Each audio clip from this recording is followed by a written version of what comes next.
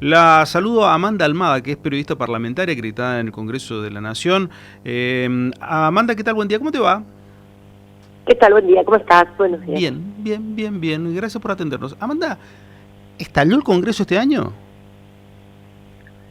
No sé si pondría esa definición porque está transitando el segundo mes de sesiones ordinarias.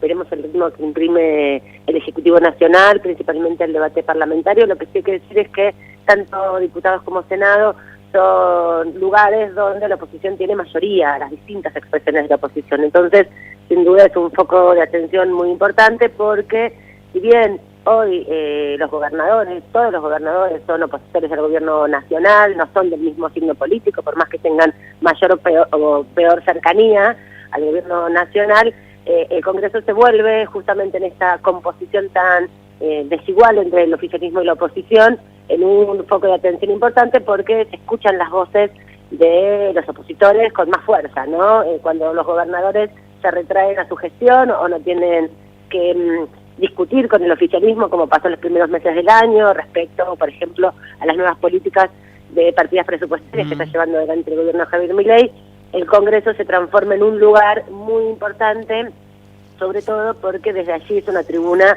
de discusión política y de crítica al Ejecutivo Nacional. Cuando en los años anteriores, cuando había partidos gobernando de alcance nacional, hay una articulación mucho más fuerte entre el poder del Ejecutivo, el rol de los gobernadores y el Congreso, donde no tiene tanto protagonismo. Por eso está tan en el foco de la atención hoy el Congreso de la Nación, porque no las cuentas aritméticas, podríamos decir, la matemática, no es muy beneficiosa para el Ejecutivo y tiene que estar permanentemente negociando con los otros sectores para alcanzar la mayoría que requiere. Los partidos anteriores que gobernaron, el macrismo, por ejemplo, o el Frente de Todos, el peronismo, tenían mayor presencia en el Congreso, le faltaban muy pocos diputados para llegar al quórum propio, ahora hay que negociar mucho más, y eso es lo que hace también muy interesante ver cómo se mueve el Congreso y no se puede predecir tan fácilmente cuál va a ser la consecuencia o el ritmo del debate en el Parlamento. Por eso hay tanta tensión en el Congreso, Claro. pero hay que ver cómo va latiendo o cómo va transcurriendo los primeros meses. Recién son 2 meses de ordinarias, 2 meses extraordinarias, es poco tiempo para tener un análisis concreto de cuál va a ser el rol del Congreso para esta gestión. Claro, es la auténtica caja de resonancia hoy por hoy, digo, donde se discuten todas las cosas, como ese viejo dicho, digo. Sí, es la expresión más democrática, podríamos decir, porque hay mucha diversidad y porque se da esta paradoja desde el año 2015, donde el partido de gobierno no tiene mayoría propia de quórum, ¿no? La mayoría propia significa que vos podés imponer una agenda de debate si tenés 129 diputados o 37 senadores, que es el número que se requiere para que legalmente se pueda debatir. Esa hipótesis de trabajo fue la que funcionó hasta el 2015, donde el gobierno de Cristina Fernández de Kirchner, cuando terminaba, tuvo las 2 gestiones de Cristina Fernández de Kirchner y la última etapa del gobierno de Néstor Kirchner, o sea que fueron alrededor de 10 años donde tuvieron una mayoría particular en el Congreso, que bueno, históricamente se ha dado, ¿no? Tanto en el peronismo como en las etapas donde gobernó el radicalismo, pero que hoy requiere también mucho mayor debate político y también pone en evidencia qué significa esta idea de la discusión política en el Congreso y llegar a una síntesis para poder aprobar una ley. Lo que estamos viviendo con la ley Bases es un poco esa expresión, con algunas críticas también de distintos sectores de la oposición, porque el debate parlamentario que se tendría que haber dado dentro de las comisiones y con acuerdos políticos que se hacen, obviamente encabezados en este caso por el presidente de la Cámara, se trasladaron todos a la Casa de Gobierno, ¿no? Y eso es un poco la crítica.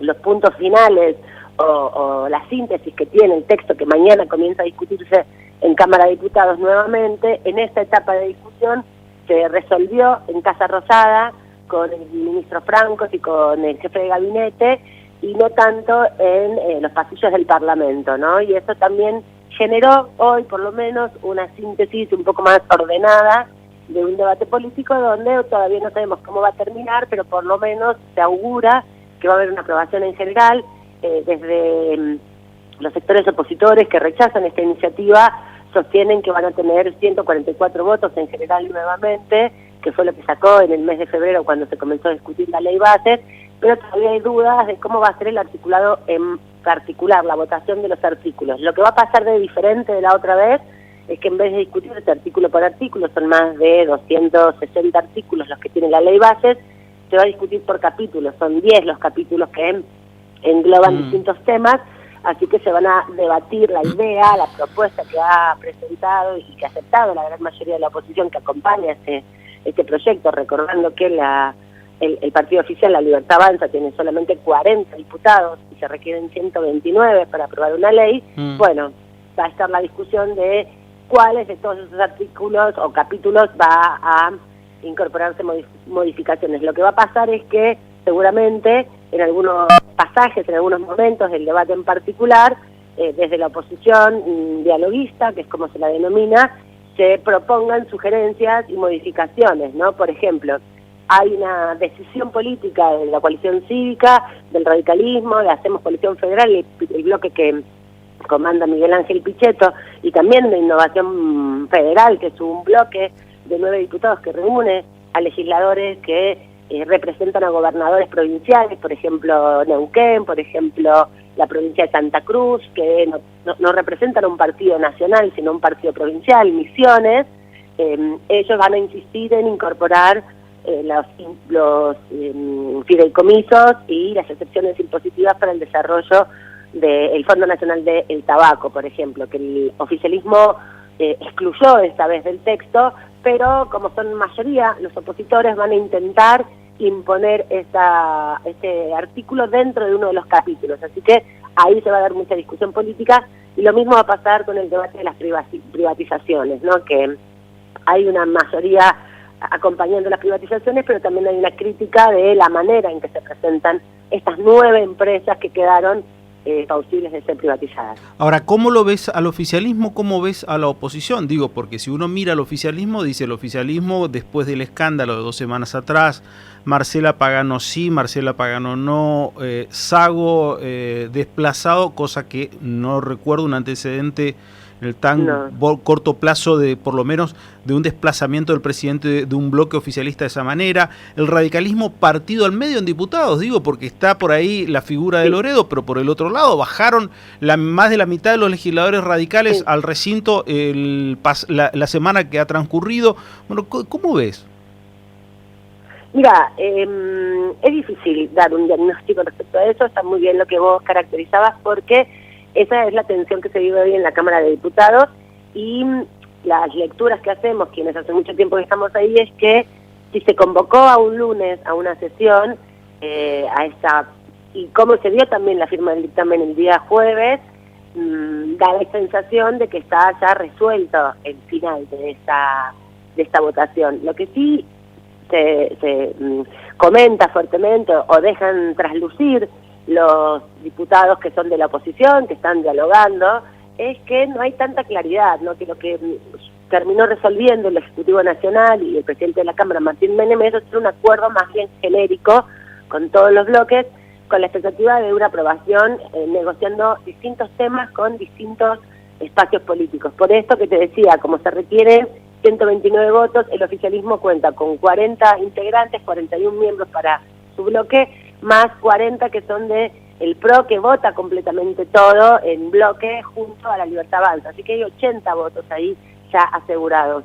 Y el resto que quedan, que son alrededor de 40, los van a ir buscando en cada artículo en relación a los temas que les interesa a los diferentes bloques. Entonces vamos a ver algunos capítulos votados con mucho acompañamiento y algunos con los números justos. Y en ese cálculo no hay una certeza que esté tan claro el mapa de ese cálculo, ¿no? Así que puede haber que algún artículo no sea aprobado en esta discusión porque no lleguen con los números, pero lo más probable es que la gran mayoría de los espacios políticos, no en su totalidad, todos van a acompañar, todos los que acompañen, digamos, todo el bloque radical va a acompañar en general. Vamos a ver si Facundo Manes y Giuliano, que son los 2 diputados que en febrero votaron en contra de la ley bases, la acompañan o no, pero en general el otro grueso de diputados que van a estar acompañando. Ahora bien, en particular, ahí hay una discusión muy compleja que todavía no podemos tener tantas certezas, pero lo que sí podemos decir es que la manera de negociación del oficialismo, la presión social también, que se manifestó muy fuertemente en Argentina el martes 23 de abril con la marcha por la universidad pública, la marcha el 1 de mayo que va a estar sucediendo 2 días después de esta votación que se va a dar en el Congreso, está generando presión en los diputados y genera mucha discusión interna. Así que puede haber muchas sorpresas respecto a esto, pero sí decirte que se descarta la aprobación de la media sanción, está casi garantizada esa media sanción. No pasa lo mismo en el Senado, todavía parece que no está tan claro el tránsito por el Senado, pero sí, han implosionado bastante los bloques, pero todavía mantienen esa idea de, en general, mantenerse unidos y cada uno en particular después marcar sus diferencias. Ese sería como el concepto general, tanto del bloque Hacemos Coalición Federal como del radicalismo, que no pueden conducir a la totalidad de sus miembros, pero sí tienen un acuerdo general de habilitar el debate y después, bueno, cada uno poner su posición en el debate más específico, no más en particular. Puede haber alguna sorpresa. Yo estoy atenta a ver si el diputado Pedro Alimberti, por ejemplo, de Entre Ríos, va a dar o no quórum, y algunos diputados, por ejemplo, del radicalismo que son de Jujuy, que vienen, bueno, no tienen gobernador a quien responder y vienen bastante confrontativos. Ellos responden a Gerardo Morales con el resto del radicalismo, y algunos de los diputados que están con Martín Lustó, porque si bien tiene una posición crítica al gobierno, luego en la práctica, salvo en el rechazo del DNU, que era más una cuestión de forma que de fondo, hay particularidades en la posición de acompañar o no al Ejecutivo Nacional. Amanda, muchas gracias por estos minutos, muy amable. Un beso para ustedes, hasta la próxima. Hasta la próxima.